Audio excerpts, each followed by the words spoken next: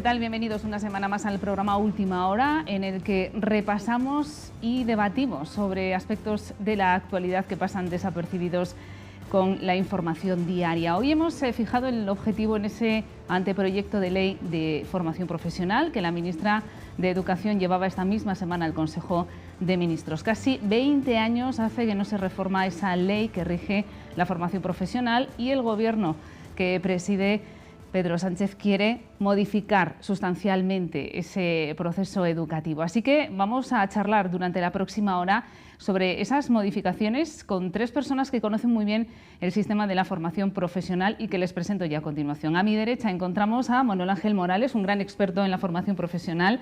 Ha sido precisamente prospector, esa vinculación actual del sistema con el mundo de la empresa, que tiene mucho que ver por dónde va este proceso de reforma y de cambio de la ley de formación profesional. Manuel Ángel, bienvenido. Hola, buenas tardes. Gracias. Incluso ya tu tesis doctoral de hace unos años vinculaba estrechamente esta formación con el mundo empresarial, emulando y observando muy de cerca, ¿no?, lo que hacen otros países de la Unión Europea. Claro, sí, mi tesis es precisamente la formación profesional en España hacia un sistema dual, porque yo veía que en otros países europeos hacia lo que se iba es hacia un sistema plenamente dual. El objetivo de la formación profesional debe ser precisamente que el alumno encuentre trabajo, la empleabilidad, ¿no? Y entonces, bueno, pues ahí ya se veía que en otros sistemas como Alemania, sobre todo como Austria, el sistema allí es plenamente dual. Otra cosa es que el sistema español pueda acoger el sistema dual sin que haya fricciones, sin que haya problemas, pero en principio lo que parece claro es que, como tú has dicho, en la ley de cualificaciones, que es del año 2002, en su momento tuvo cierta lógica, pero al separar en su momento, como se hizo la FP en una formación reglada y una formación para el empleo, esa dualidad se ha ido extendiendo y lo que hay que hacer es unirlos, es decir, el mundo laboral y el mundo educativo tienen que estar más unidos. Bueno, pues por ahí va una parte importante de la ley, o por lo menos lo que más ha trascendido. Enseguida vamos a profundizar sobre ello. Les sigo presentando a los invitados de esta noche. A mi izquierda tenemos también a una persona vinculada a la formación profesional, es Rafael Pérez, director del Colegio La Inmaculada. Bienvenido también. Buenas tardes. Bueno, se acaba de presentar este anteproyecto, no sé si ha dado tiempo a por lo menos echar un vistazo sobre las líneas generales de esta reforma. Pues un vistazo rápido sí que le hemos echado y bueno, como decía él, yo creo que es importante que después de 20 años se le dé una vuelta a la formación profesional. Bueno, pues enseguida seguimos debatiendo y vamos a incorporar una voz más, lo vamos a hacer a través de las nuevas tecnologías. Nos escucha ya también profesor del Grado Superior de Mantenimiento Electrónico del IESB, Carlos Álvarez. Bienvenido también, Carlos. Hola, buenas tardes. Una persona que, como educador y formador de la formación profesional, también puede aportarnos su visión sobre estos cambios que también implica, me imagino, al profesorado. Carlos, enseguida también hablamos de esa reforma, pero la primera pregunta que casi me ha contestado ya Rafael, que yo os quiero lanzar, ¿era necesario? ¿Llegó el momento de modificar la ley de la formación profesional en nuestro país? Bueno, yo no sé si es el momento más adecuado o no, pero yo creo que en todo caso siempre es necesario avanzar. No nos podemos quedar en modelos que pasen años y años y las cosas no cambien. Hay que cambiar a mejor, intentando que todo sea para una formación mejor para toda la población de este país y que nuestros digamos, profesionales de futuro vayan haciendo un país más competitivo, porque hoy en día si no competimos con otros países, con otros digamos, elementos que nos quedamos atrás. Y es necesario siempre estar actualizando nuestra propia formación en todos los ámbitos, no solamente ya en el ámbito más profesional, sino en el académico estándar de siempre, ¿no?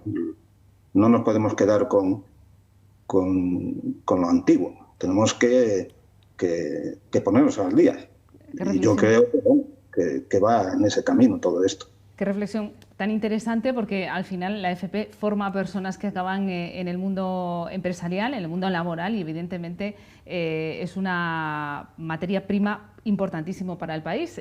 La ministra ha dicho que quiere que la FP acabe convertida en un sistema formativo más flexible, moderno y abierto. Es verdad que llegó el momento de quitarle a la FP esa imagen de formación secundaria. No sé si tanto como antes, que era que el que no valía para estudiar hacía FP. Es verdad que ahora mismo la formación profesional está a un nivel muy competitivo y muy elevado, pero sigue todavía con un poquito de San Benito, ¿no?, de formación de segunda. Yo creo que la pandemia ha acelerado lo que era inevitable. Es decir, estamos viendo, la pandemia ha acelerado el tema de la robotización, el tema del teletrabajo, y ahora mismo se ha visto que si la mayoría de la gente no adquiere una cualificación elevada, lo que va a suceder es que en el futuro la mayoría de los trabajos no van a ser para la baja cualificación. Ahora mismo el 35% de las personas que están, digamos, en edad laboral es de baja, de los trabajos es de baja cualificación. Y en el futuro, más del 50% de los puestos de trabajo van a ser requeridos en niveles medios de cualificación, ni siquiera altos, medios, es decir, estamos hablando precisamente de la formación profesional. Ese San Benito que ha tenido la FP, es verdad que ha existido y aún existe, es lo que hace, yo traía aquí un gráfico que quería enseñaros, es lo que hace que en España, no sé si se ve aquí, bueno, pues este puntito rojo que hay aquí, estos son los alumnos de España matriculados, y las otras dos bandas azules son los alumnos que hay matriculados, los que hay matriculados en la... Lo pongo yo. No sé si se ve, bueno, ahí se ve un punto rojo. Bien, eso, en España hay un 12% de jóvenes matriculados en FP. En la Unión Europea pasa al 25% y en los países de la OCDE al 29%. Es decir, que en España aún muy pocos alumnos eligen la formación profesional como una opción, cuando tiene unas tasas hasta 5 veces superiores de inserción laboral a la universidad. Resultado, todos nos encontramos con alumnos con 2 carreras. En cada año que voy veo, cuando pregunto, yo siempre le pregunto a los alumnos qué hacen, digo, bueno, pues yo tengo la carrera de biológicas, yo tengo la carrera de psicología. Muchos se vienen a reciclar a la FP, cuando de mano podían haber estudiado la FP si no estuviera ese estigma que tenía, cada vez menos, por supuesto, afortunadamente, porque son unas enseñanzas de muchísima calidad y contra eso hay que luchar, pero ese estigma existía, yo creo que, espero que cada vez menos, si no nos superaremos y entre otras cosas, hay una relación directa entre nivel de FP y nivel de empleo en un país y nivel de desarrollo. Países como Alemania, con una tasa de población de 30 y tantos % de su alumnado en formación profesional, son países potentes, económicamente potentes. Países con una tasa de matrícula de un 12%, países con paro y países empobrecidos. Es decir, que tenemos que ir hacia potenciar la FP. Yo creo que era absolutamente necesaria esta reforma ahora mismo. Hablando en el caso de la Inmaculada, yo no sé, que hay ramas formativas muy vinculadas además por ejemplo, con el corazón de esta comarca, ¿no? Sí. Yo no sé si percibís esa vinculación que tiene la FP con el mundo laboral. Es verdad que casi todos los años hay algún alumno universitario que no ha encontrado trabajo con su formación universitaria y lo consigue luego a través de la formación profesional, porque capacita también mucho para el autoempleo.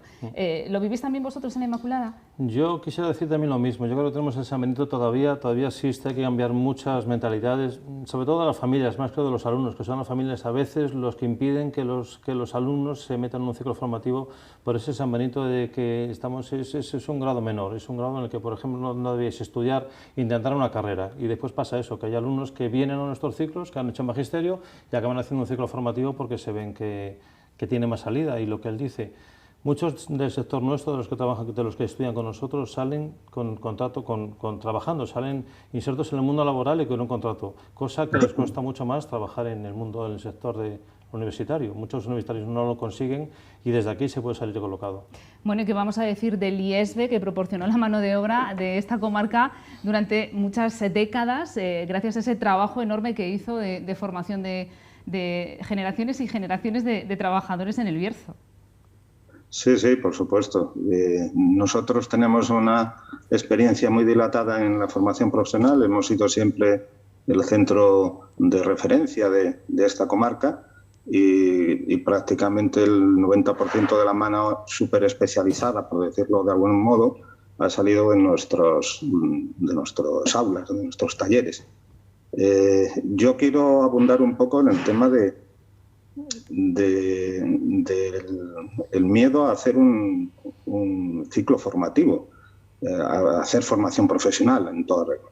El mantenimiento electrónico, por poner un ejemplo, en el último año pasado, que era plena pandemia, tuvimos digamos, un proyecto dual, tanto con Indra, que está aquí en Bembibre, como PSP y con Cupa, 3 empresas de la comarca, en las cuales los alumnos completaron su formación y a continuación fueron contratados por estas empresas. De hecho, el chico que estuvo en Indra está ahora trabajando desde entonces, tuvo continuidad con contrato indefinido. En PSP, los 2 chicos que fueron con PSP en programa dual estuvieron, digamos, contratados, y a los días de estar contratados recibieron una oferta de una empresa de Coruña que a ellos les interesó, pues por cuestiones personales que a veces, bueno, pues yo desconozco, pero que a veces van siempre por sus propios intereses personales, ¿no? No es otro motivo. Y están trabajando. El otro chico, además, que estuvo también en en Cupa, también fue a esta empresa de Coruña y corrijo, uno de los chicos que fue a PSP se fue a Barcelona, y al día siguiente de llegar a Barcelona ya estaba contratado por una empresa y está trabajando indefinidamente. Es decir, nosotros formamos a personas que son totalmente eficaces en su trabajo diario y que están trabajando. ¿Cuánta gente quisiera estar trabajando a los días de acabar una formación? Pues yo creo que hoy en día el 99,9% de la población. La verdad es que es un modelo de éxito y que a eso quiere tender el Ministerio, a ese sistema dual. Pero yo no sé si a lo mejor muere de éxito ese sistema de éxito cuando lo abrimos a toda la formación profesional, porque es verdad que en este momento en nuestro país solo un 4% de los estudiantes hacen formación dual, que no toda la FP es FP dual, ¿no? Ese trabajo que se hace, que se desempeña cara o mano a mano con la empresa, y que casi la empresa es la que está moldeando al trabajador a sus necesidades. Yo no sé si eso es extrapolable o se puede llevar a todo el sistema de la formación profesional. No sé si hay empresas para tanto estudiante. Una de las cosas que advertía yo en mi tesis es que tú no puedes coger un sistema de otro país y transferirlo sin más al nuestro. En España no tenemos el mismo sistema económico que en Alemania. En Alemania predominan las grandes empresas con una inversión muy potente en I+D, son empresas que dan empleo de alta calidad, y aquí, desgraciadamente, durante muchos años se ha hecho una pedagogía contra las grandes empresas, como si fueran el demonio, cuando el resultado es que un 5% de empresas dan trabajo a un 35% de los trabajadores, es decir, que son empresas que dan en proporción mucho más trabajo que las microempresas, las empresas de menos de 10 trabajadores. En principio, a mí me parece que convertir toda la FP en dual es bueno. Es bueno porque va a garantizar que siempre haya una experiencia de trabajo en la empresa. El dar una respuesta a los trabajadores que ahora mismo no tienen una cualificación acreditada, que ese es otro tema importante de la ley, dar cualificación a todas las personas en función de sus competencias, y que todos los centros de FP puedan dar ese tipo de cualificaciones, es importante. Y luego se pasa en la reforma, yo por lo que he estado viendo, va a haber 2 sistemas de dual, lo que se llama la FP dual general y la FP dual avanzada. La dual general va a tener de un 25 a un 35% de formación en las empresas, que es más o menos pues lo que venían haciendo, un 25% con las FCTs en los ciclos formativos, y va a haber una FP dual avanzada, que va a tener un mínimo de un 35% y un máximo de un 50% de formación, que esa es la realmente dual tipo alemán. Bien, en principio la intención es muy buena, va a ser difícil porque no tenemos suficientes empresas, pero yo creo que es un reto que tampoco se plantea para el año que viene, es un reto en una agenda de aquí a un decenio, por lo menos, ¿no? Es una agenda 2030, de hecho. Si la tendencia es esa, es muy positiva desde el punto de vista de que haya cada vez mayor contacto entre empresas y centros educativos, y para que, ya digo, porque hay que dar respuesta a a millones. Estamos hablando de 10 millones de personas que carecen, trabajando, tienen competencias, pero carecen de una titulación oficial y de una acreditación. 10 millones de personas. Entonces, hay que dar una respuesta también a eso, que es lo que hacía antes, lo que no hacía el sistema. Y entonces, en este sistema yo creo que queda muy bien integrado y en principio yo lo veo de forma positiva. Habrá que ir limando todas esas cosas, pero está hacia donde debe ir la FP, está claro que es por aquí, la FP dual. Vinculada al máximo al mundo laboral. Al mundo laboral, porque la universidad no tiene por qué estar vinculada al mundo laboral, eso es un error. La universidad tiene que investigar, por el puro placer de encontrar el conocimiento, pero la FP tiene el deber de encontrar empleabilidad para las personas, no para los alumnos, sino para todas las personas, porque esto está enfocado a cualquier trabajador español, o sea, a cualquier persona que esté en España, sea o no alumno, es decir, cualquier persona podrá acreditar sus competencias y eso es muy positivo. Tenemos que también empezar a cambiar ese chip que nos han inculcado nuestros padres, ¿no? Uno consigue un trabajo para toda la vida. El mercado laboral ya no es así. El mercado laboral te saca, tienes que volver a entrar, tienes que reciclarte, actualizar tus conocimientos y la formación profesional es perfecto para ello, ¿no? Para poder reciclarte constantemente y ir acumulando conocimiento y ser cada vez más competitivo, evidentemente, en el entorno. Mira, a este respecto, si puedes poner este gráfico, ¿sí? quería ilustrarlo porque es otro gráfico muy interesante. Ahí se ven las horas de formación que hacen los trabajadores españoles, un 17%, eso que está en rojo es lo que se forma un trabajador español de media. Luego está en la Unión Europea, 50 horas, y luego tenemos en los países de la OCDE, ahí está incluido pues, Estados Unidos, Japón, otros países desarrollados, 80-85 horas. Es decir, tenemos un déficit absoluto de horas formativas, pero absoluto. Total. O sea, al final, los hechos nos demuestran que si estamos como estamos con esos niveles de paro es porque tenemos trabajadores de muy baja cualificación y hay empresas de alta tecnología que no vienen a España porque no tienen cuadros para poder hacer eso. Entonces, tenemos que cambiarlo. La verdad es que este país tiene que someterse casi a una catarsis integral, no solo la formación profesional, sino el concepto de mercado laboral. Es verdad que antes uno conseguía un trabajo y era para toda la vida, y eso en otros países no pasaba, y a uno le daba un poco así como de susto, ¿no? Y vemos que al final esa es la tendencia, constantemente formarse y constantemente ir mejorando y adaptando también la filosofía de la vida de uno a lo que le puede ofrecer el mercado laboral. En cualquier caso, este sistema dual, que ya decimos que es la tendencia natural y no sé, hacia lo que debe tender la formación profesional, ¿cuál es tu opinión, Rafa? ¿Lo ves factible? ¿Crees que hay yo es que ya estoy pensando en mi centro. Yo estoy pensando en mi centro y estoy viendo cuál podría ser una FP dual elemental y una avanzada. O sea, yo creo que hay determinados, dependiendo de qué ciclos formativos tengas, puedes ir hacia una FP dual, una elemental o una avanzada. Yo creo que los míos, por ejemplo, serían elemental, porque les llegaría y porque sobre todo porque lo hablamos antes Manuel Ángel y yo. Aquí hay mucha microempresa y es más complicado hacer una avanzada.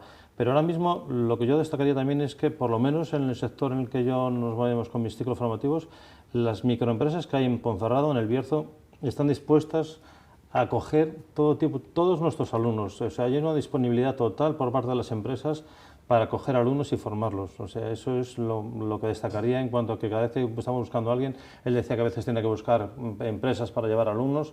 Aquí las empresas tienen total disponibilidad para que las utilicemos, digamos, entre comillas, para llevar a nuestros alumnos. Para que completen esa formación, sí. La parte práctica, que una vez ya dentro de la sí. empresa va un poquito más allá que la práctica que uno puede hacer en su centro formativo. Manuel Ángel decía que hay pocas, a lo mejor no hay tantas empresas como para acoger a tantos alumnos, pero las que hay están con total disponibilidad para hacerlo.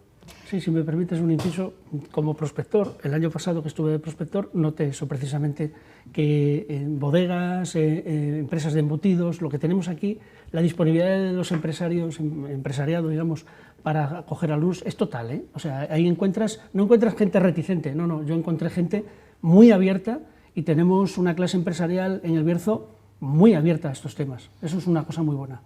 Muy abierta a estos temas y muy abierta después a utilizarlos y a contratarlos, sí. No de manera temporal, digamos, a veces, y de otra manera de manera fija, pero también abiertos a si el alumno es válido, contratarlo, con lo cual el alumno se juega mucho cuando va a hacer una formación dual o cuando va a hacer una FDT, que es lo que hacemos ahora. Se juega mucho, yo se lo digo a los míos, porque de ahí puede salir tu mercado laboral. Evidentemente, un buen empresario sabe que un trabajador cualificado es una gran inversión para su empresa, lógicamente. Nunca es un debe, siempre es una cosa que suma. Tener gente que evidentemente te permite crecer con tu empresa, que para eso la tienes. Me gustaría sumar también la opinión de Carlos sobre la vinculación. Es verdad que el IESB también tiene algún ciclo de FP dual. La vinculación, dualizar toda la formación profesional, ¿cómo la ves, Carlos? ¿Sería factible en una comarca como la del Bierzo? A ver, es que la dual que está ahora vigente contempla simplemente una formación como la FCT estándar de siempre, de la FP actual, extendida en el tiempo y con un carácter de contrato, que es lo que conlleva FP dual. Este contrato, de alguna forma, vincula más al alumno dentro de la empresa, se siente más obligado a cumplir con todas las directrices de su propio aprendizaje, se toma con más interés y además, obviamente, tiene una cuantía, una beca, por decirlo así, que le anima también a este compromiso. La FP dual, como se está planteando ahora en este nuevo modelo, pues viene a utilizar el mismo criterio, es decir, una formación, digamos, estándar, una FCT estándar, que le llama dual general, y una dual, digamos, contractual, con un contrato de por medio, en el que prácticamente viene a solaparse lo que ya tenemos. Es verdad que obliga a que la empresa asuma, digamos, más rol, se implique más todavía en el desarrollo de los contenidos con los que se va a trabajar, y eso en principio es lo que yo creo que presenta más dificultades. ¿Por qué? Pues porque las pequeñas empresas, para ellos les supone, digamos, una burocracia a la que no están habituados en el sistema, digamos, formativo, no están habituados a desarrollar contenidos, a establecer criterios, resultados de aprendizaje, que aunque todo esto va a estar regulado por la propia oferta formativa, conlleva trabajo. Y por eso en las pequeñas empresas dicen, uy, cuidado, que a ver dónde me estoy metiendo, ¿no?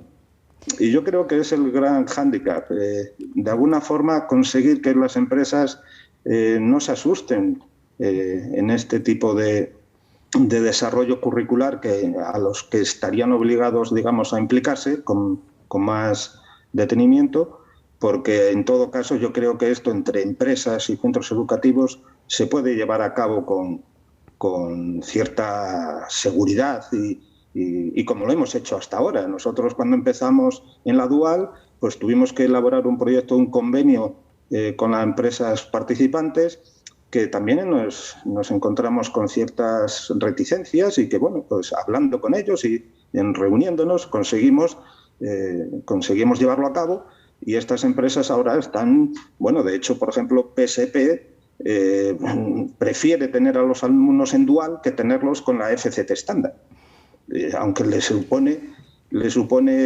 tener que pagar, digamos, costear una cuantía becada.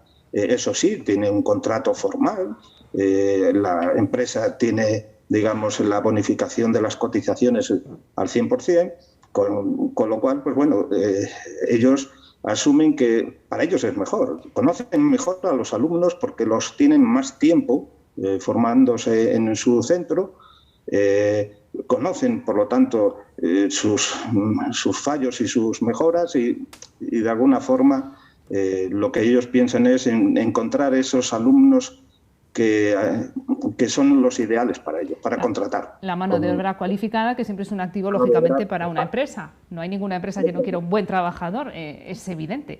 Yo quería sumar también una voz, la del director general de Formación Profesional de la Consejería de Educación, Agustín Francisco Sigüenza. Tenemos varias reflexiones, vamos a escuchar la primera de ellas, una reflexión general sobre el calado de la reforma. Dice que es una reforma de mucha envergadura y a grandes rasgos a la Junta de Castilla y León no le gusta demasiado el planteamiento, pero vamos a escucharle a él.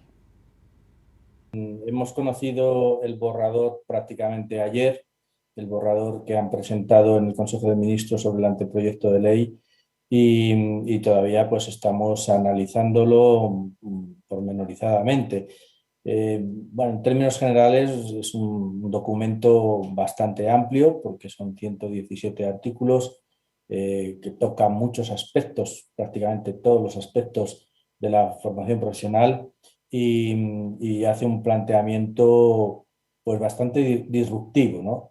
Al menos aparentemente bastante disruptivo. Tenemos que analizar exactamente el alcance de cada una de las propuestas que ahí se incluyen. Ahora vamos a tener un periodo de discusión con el Ministerio para ir viendo un poco qué problemas podemos encontrarnos en el despliegue de ese planteamiento. Parece que los cambios son de calado, ¿no? En una primera aproximación. Los cambios son importantes, pero hay que valorar un poco el alcance y la capacidad que tenemos de llevar a la práctica algunos conceptos que ahí aparecen, ¿no? Sí que los cambios parece que son, en principio, bastante grandes. Tenemos que hacer un alto en el camino para la publicidad. Muy rápidamente, ¿creéis que va a generar tanta crispación esta reforma de la FP como la Ley de Educación? Pues la verdad es que ha sido una legislatura muy intensa para la educación, con una reforma de ley, con una pandemia, con lo que ello ha conllevado, y ahora una reforma de la formación profesional. ¿Creéis que va a generar tanta crispación o esto va a ser un poquito más fácil? Desde el principio de los tiempos, lo digo aquí en la tesis, todas las reformas educativas han sido de gran crispación. Es decir, ha habido un debate político súper intenso con todas las reformas. Y evidentemente lo que hace un espectro, digamos, ideológico, la otra parte lo rechaza. Tenemos que intentar en esta ocasión, aunque no va a ser pacífico, estoy seguro, tenemos que intentar ver lo bueno que tiene esta reforma. Yo siempre he sido muy crítico, pero tiene cosas muy buenas esta reforma, va en la línea que tiene que ir y por supuesto que hay que escuchar también a la oposición y coger sus aportaciones, porque si no llegamos a un consenso, seguiremos lo de Caín y Abel, que es la política que se ha seguido desde el principio de los tiempos en materia educativa. La verdad es que esta reforma es también una reflexión sobre el mercado laboral que tenemos, es un debate muy interesante. Vamos a hacer un alto en el camino y enseguida regresamos y seguimos analizando esta modificación de la Ley de la Formación Profesional, que hacía casi 20 años que no se renovaba en nuestro país hasta ahora.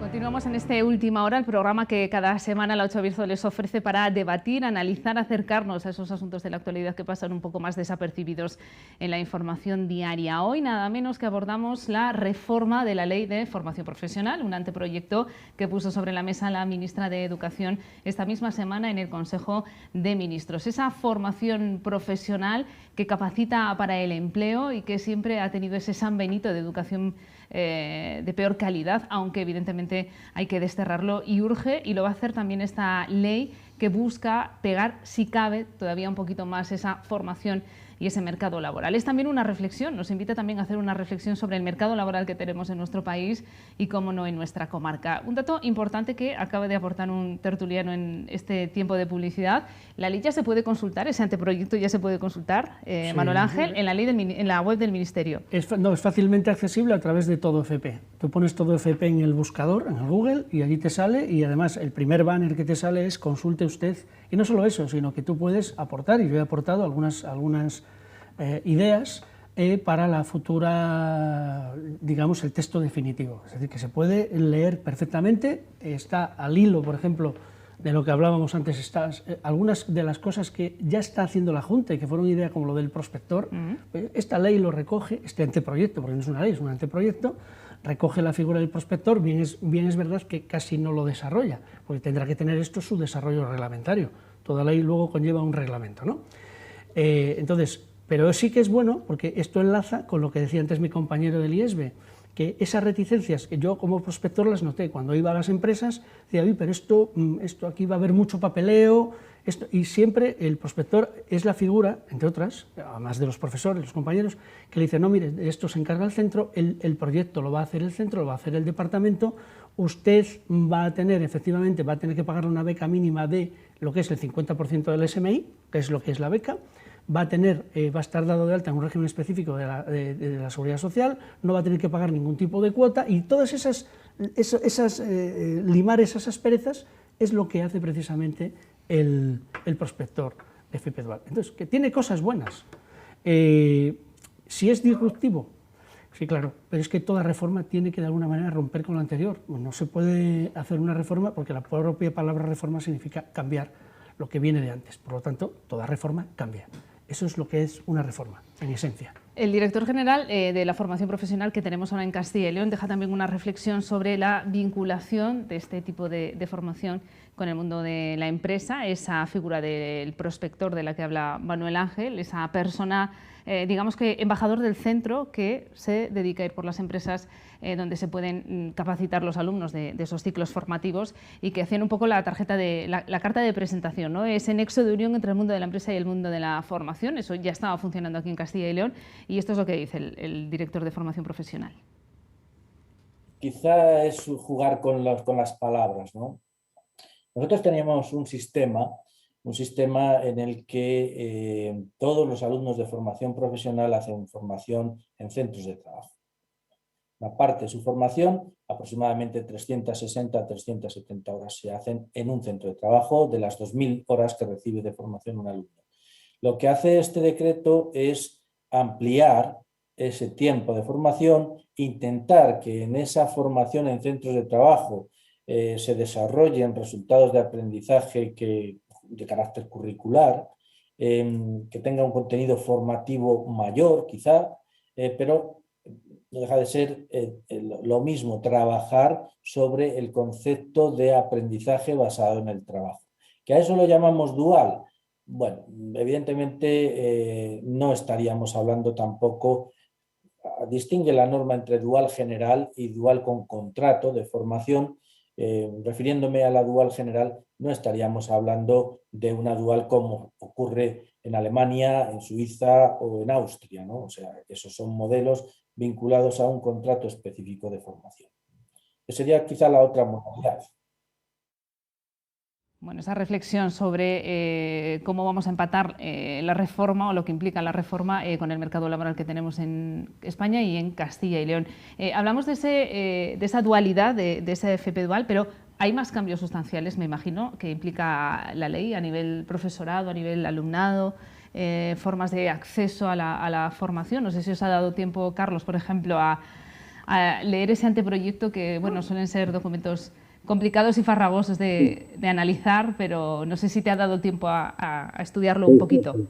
Bueno, como han dicho otros contertulios, acaba de salir, entonces pues siempre haces una lectura suficientemente detenida, pero siempre hay matices que a lo mejor no eres capaz de encontrar. Pero sí es verdad que este anteproyecto de ley pues viene a unificar la formación profesional. Es decir, no solamente está hablando de la formación profesional reglada, la que se da o se ha impartido en toda la vida en los centros de educación, sino que además integra la formación profesional ocupacional, es decir, aquella que dependía, por ejemplo, del Ministerio de Trabajo, de lo que llamamos las oficinas de empleo, ¿no?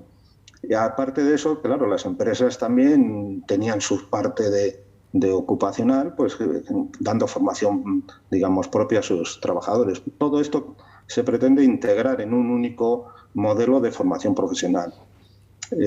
Todas las competencias que nosotros le llamamos unidades de competencia, pues ahora pasan a determinarse con otra terminología, estándares de competencia, que vienen a dar, digamos, capacidades o una cierta cualificación profesional, que dependiendo del número de horas que han llevado, digamos, a adquirirlas, pues te van dando una cierta capacitación. Nuestro modelo educativo estaría en un nivel graduado, en forma de escalera, en la que desde una formación muy básica, que son simplemente unidades básicas, tareas, por decirlo así, básicas de formación, que se van a acreditar. Hasta ahora, pues estas cosas era muy complicado hacerlo.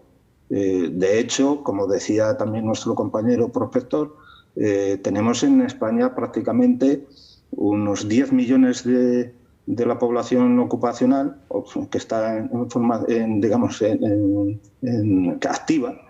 No tienen una acreditación de competencia profesional.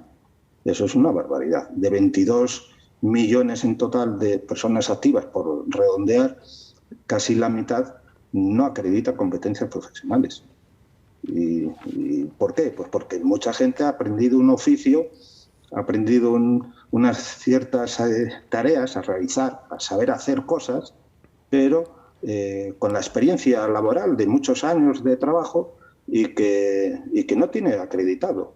Lo que pretende esto también es coger a toda esta población y decirle, oye, aquí tenemos un sistema en el que vuestra experiencia anterior se puede acreditar como una formación ocupacional, una competencia profesional que te permite, en función de tus, digamos, competencias, alcanzar incluso una certificación, una titulación.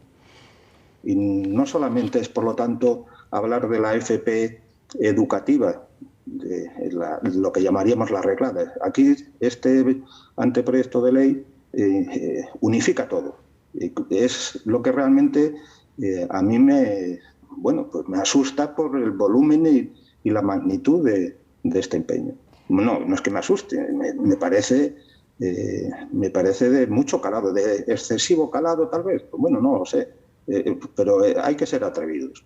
La verdad es que atreverse significa empujar. Vamos a empujar todos. La verdad es que la mitad de la población activa de este país no puede acreditar una formación. Es verdad que uno de los problemas que tiene ahora mismo el mercado laboral es esa gente de 50, 60 años que se queda sin trabajo y es muy difícil que pueda volver. Quizá precisamente porque es esa población que no acredita una cualificación. El mercado laboral es el que es complejo y la verdad es muy selectivo. Ahora mismo esa es una de las cosas una de las novedades, tiene muchas novedades este anteproyecto, yo lo he estudiado un poco en este tiempo. Una de las novedades en este tema de las acreditaciones es que tú ahora, si querías acreditar, por ejemplo, una competencia, había una convocatoria. Ahora lo que se va a hacer es que va a ser abierto y permanente, es decir, en cualquier momento tú te puedes dirigir a un centro educativo, con lo cual no estás pendiente de que haya una convocatoria, que era absurdo, era un trámite pues, burocrático ridículo. Y eso es una de las novedades que tiene esta ley, un sistema abierto, flexible y permanente. Luego tiene otra cosa muy buena, la posibilidad de abrir los centros educativos para que esa formación para el empleo, que ahora se llama así, formación para el empleo, se pueda dar en los centros educativos. Esa formación de los trabajadores se puedan formar en las instalaciones de un centro educativo. Eso es muy importante porque muchos centros educativos por las tardes y en muchas horas están vacíos con unas instalaciones estupendas. Y tiene otra novedad también, tiene muchas, pero otra que es interesante es el tema de los másteres y las especializaciones. Es decir, que va a poder haber un máster, que se va a llamar un curso de especialización en los de grado medio y un máster en lo que es los de grado superior, en los cuales, pues tú, si por ejemplo has hecho algo de vinos, pues te puedes especializar y hacer un máster, habiendo hecho la FP, pues a lo mejor, yo qué sé, pues en vinos específicos de tal uvas, va a ser una especialización. Eso hasta ahora estaba reservado a la universidad, pero ahora se va a dar también en los centros. Y luego tiene el tema de que alumnos de la universidad van a poder formarse realizando módulos en los centros educativos, y esos módulos, que ahora también se pueden convalidar por parte de, cuando estudias un módulo puedes convalidar eso, pero que va a haber un mayor contacto entre alumnos universitarios que puedan venir a cursar esos módulos a un centro educativo y viceversa. Con lo cual, pues es que no tienen que ser dos mundos separados. El mundo de la universidad tiene que estar conectada con la FP de grado superior. Y otra gran reforma que hace, tanto que decimos, otra gran reforma, es cambiar el sistema de la estructura de la FP. Porque ahora mismo tenemos una FP básica, ¿vale?, con la cual terminas con ese título de FP básica y un título de la ESO. Luego tenemos el técnico, el título de técnico haciendo un grado medio, y luego el técnico superior. Bien, pues esto es lo que establece un sistema por letras, que va de la A a la E. Donde la formación reglada actual, A, B, C, D, E. Bien, donde la D va a ser la formación profesional actual, la que se da de los ciclos de grado medio y grado superior. Pero la otra sí que va a poder ser realizada igual y se va a ir progresando sin que haya, digamos, frenos entre ellas, como pruebas. Se va a poder ir progresando a medida que la persona, ya no el trabajador, la persona quiera seguir progresando en el sistema y poder llegar hasta el último de los grados en la FP y luego en la universidad si quiere. ¿Vale? Esa cualificación constante que sí hacen en empresas de Alemania o en otras empresas en otros mercados laborales del mundo y que no hacemos en España, o que hacemos muy poquito en España. Claro, el objetivo es lograr que consigamos lo que la economía futura va a necesitar. La economía futura no va a necesitar tantos universitarios y va a necesitar muchísimas menos personas sin cualificación. Lo que va a necesitar es una gran masa, digamos, de trabajadores de grado medio de cualificación. Y eso lo da la formación profesional. Y a nivel centros educativos, ¿os asustan los cambios que puedan introducir esta ley? Yo creo que no debería asustarnos, yo creo que es bueno para nosotros, lo que él decía, introducir un poco el mundo de la universidad en nuestros coles o introducir el mundo del empleo, de lo que antes estaba a través del Ministerio de Trabajo en nuestros coles, es bueno. Y también es bueno que ahora hay determinados alumnos o determinadas personas que no pueden acceder porque no había que matricularse de un curso entero. Ahora va a ser modular, tú te puedes matricular desde un módulo para acceder a esos estudios. Entonces, el que sea modular va a facilitar que ciertas personas que estaban haciendo algún trabajo eventual o que estén haciendo un trabajo por horas y no, es que no se puede hacer, no me puedo matricular, no. Pues ahora van a poder hacer ese acceso y va a ser mucho más fácil para ellos también. O sea que de cara al alumnado es más una formación a la carta, ¿no? Que se sí, adapta lo que mucho decíamos más es flexible, es elástica, digamos, va a ser más cómoda para ellos y facilita el que todo el mundo pueda acceder a ese mundo. En cualquier caso, ¿a cuánto tiempo vista veis que todo esto de lo que estamos hablando aquí se pueda aplicar? La ministra, creo que había apuntado yo por aquí, que quiere tenerla aprobada antes de finales de año, invita a los grupos de la oposición a que se sumen. Ahora tendrá que escuchar pues, las propuestas que les llegan de las comunidades autónomas, que llegan del sector educativo. Yo no sé si todo esto que recoge el papel, que el papel, como se suele decir, lo aguanta todo, ¿cuánto tiempo va a tardar en verse real? Estamos hablando de un periodo largo, ¿no? Vamos a ver, esto se ha hecho en algunos sitios de España. En el País Vasco, la experiencia con Confebask ha hecho que tengan un sistema de FP mucho más desarrollado que el nuestro. Esto se hará, y se hará bien, si se unen todos. Es decir, estoy hablando de las organizaciones empresariales, no se puede hacer esto sin contar con las organizaciones empresariales, con los sindicatos y con las autoridades educativas y los partidos políticos. Si se ha conseguido avanzar mucho en FP, por ejemplo, ya te digo, en el País Vasco, que son pioneros en todos estos temas, se puede avanzar en España con un poco de espíritu de concordia, de un espíritu constructivo, que es lo que nos hace falta en este país, porque nos tienen que interesar las personas. Entonces, pues yo creo que, hombre, que se podría llevar a cabo en un decenio, ¿por qué no? Pero tiene que haber voluntad y no tiene que haber generosidad. La verdad es que no sé si se da ese panorama que describes para poder que sea un poco camino de rosas, ¿no?, aprobar esta ley, pero vamos a escuchar esa última reflexión del director general de FP, precisamente hablando sobre la envergadura de la ley y su implantación en un largo plazo. Bueno, parece que tienen mucha prisa. Hablan de 4 años de periodo de implantación. Yo creo que los cambios son muy, muy importantes y hay que tocar prácticamente toda la normativa que tenemos desarrollada en las comunidades autónomas. Con lo que, bueno, vamos a ver, los desarrollos normativos no son fáciles. Si se mantiene digamos, la dinámica actual de elaboración de decretos de currículum y demás en cada una de las comunidades, no es tan rápido como en principio podría parecer, ¿no? Para que tengamos las primeras promociones ya de acuerdo a esta nueva normativa, pues no creo que podamos tenerlo en 4 años. Me parece un tiempo quizá demasiado corto. 4 años es demasiado poco tiempo.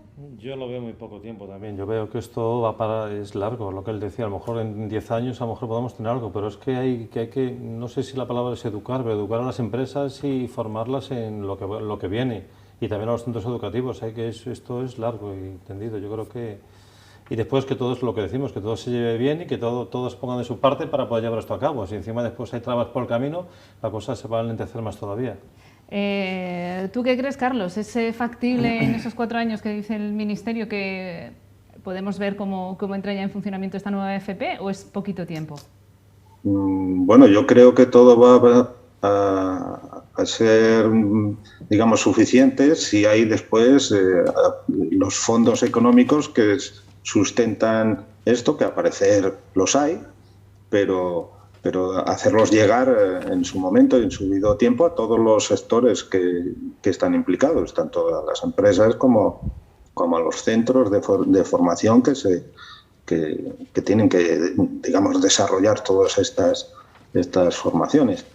Es verdad que a priori una reforma de tal calado parece que el tiempo es escaso, pero bueno, yo creo que todo es posible si todo se acompaña, es decir, hay voluntad de las partes que lo integran, hay fondos, sin fondos no se puede conseguir ni en 4 ni en 10, y después pues eso, el empuje de todos. Es que yo ya por la edad, a lo mejor ya cuando llega esto a estar implantado yo ya estoy jubilado, pero la verdad es que si queremos mejorar el sistema formativo de España, o empujamos todos o esto no se arregla por sí solo.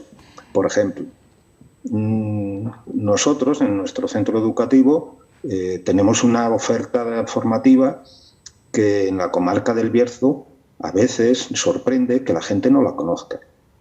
¿Cómo es posible que el centro, digamos, bandera de la formación profesional en la comarca no se conozca qué formación, qué oferta formativa produce? Pues esto hay que gastarse el dinero en la publicidad que le corresponde. Hacerlo llegar a la gente requiere inversión monetaria y para eso la gente, una vez cuando ya recibe esa información, tendrá sus, digamos, intereses particulares y adoptará a formarse adecuadamente. Llegan chicos a nuestro centro educativo que no saben qué pueden hacer y entran por la puerta preguntando: ¿aquí qué puedo estudiar? Cuando lo que debería ser es que el chico ya entrase por la puerta sabiendo en qué quiere formarse. Y esto es adolecer de que no nos vendemos, ya no sé si es cuestión de centros educativos o cuestión de administración o es cuestión de toda la población. La población, de alguna forma, pues tiene que recibir esa información, sea como sea a través de la prensa, sea a través de la televisión, sea a través de la radio, sea a través de como sea, pero tiene que recibirla para saber qué puede hacer.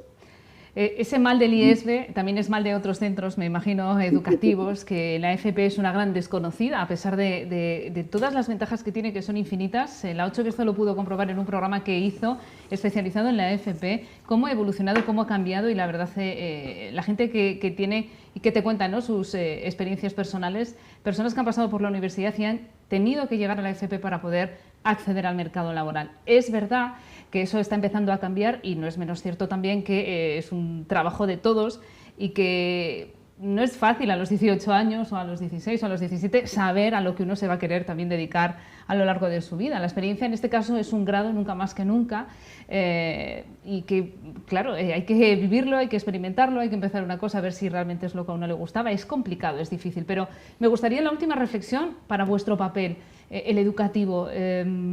¿Estáis preocupados, asustados o os parece un reto interesante? Porque evidentemente la FP cambia y tiene que cambiar todo lo que ello conlleva y también la formación, y en este caso vosotros sois los responsables, ¿no?, de esa vinculación tan estrecha con el mercado laboral. ¿Asusta este cambio también desde el profesorado? Yo no estoy asustado en absoluto. Es más, estaba deseando un cambio porque lo había pedido y porque me parece bien. Yo quería terminar simplemente contando una anécdota que además es lo que me da alegría para seguir enseñando. Un exalumno, llamé a un técnico de la televisión y coincidió que me dijo el chico: yo fui exalumno suyo, me trataba usted. Estudió electrónica precisamente en el IESB, yo di 5 años de clase en el IESB.